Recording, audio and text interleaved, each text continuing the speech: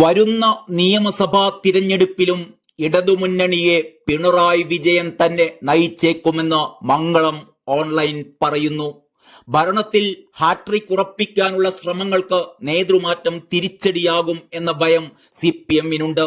ബംഗാളിൽ നിന്ന് പഠിക്കേണ്ട പാഠം അതാണ് എന്നും പാർട്ടി കേന്ദ്രങ്ങൾ ഓർമ്മിപ്പിക്കുന്നു. ബംഗാളിൽ CPM തുടർച്ചയായി ഭരണത്തിലിരുന്നു. അന്ന് മുഖ്യമന്ത്രി ജ്യോതി ബസുവായിരുന്നു.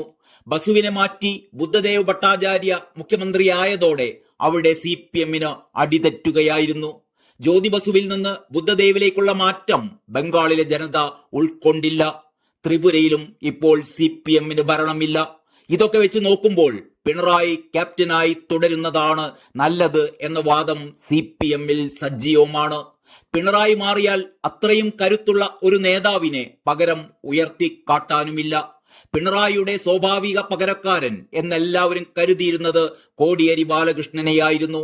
പക്ഷേ അദ്ദേഹത്തിന്റെ അപ്രതീക്ഷിത വിയോഗമാണ് ഈ നേതൃപ്രശ്നം CPM-ൽ ഉണ്ടാക്കിയിരിക്കുന്നത്.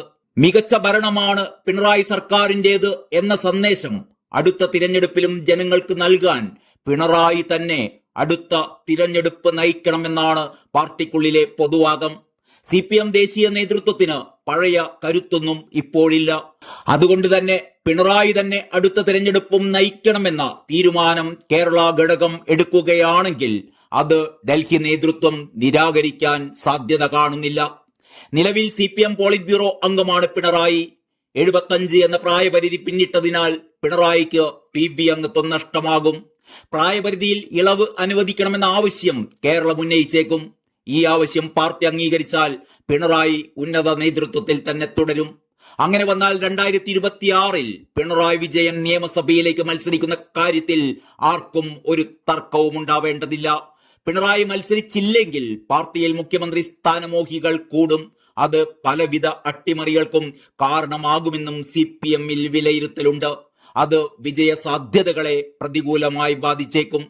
മത്സരിക്കുന്ന കാര്യത്തിൽ വ്യക്തിപരമായ നിലപാട് ഏതായാലും പിണറായി വിജയൻ എടുക്കുമെന്ന് തോന്നുന്നില്ല.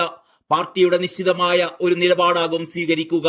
ഉചിതമായ സമയത്ത് പാർട്ടി തന്നെ ഇക്കാര്യം വ്യക്തമാക്കിക്കൊള്ളുമെന്നാണ് പിണറായിയുടെ നിലപാട് എന്നാണ് മംഗളം ഓൺലൈൻ പത്രം പറയുന്നത്.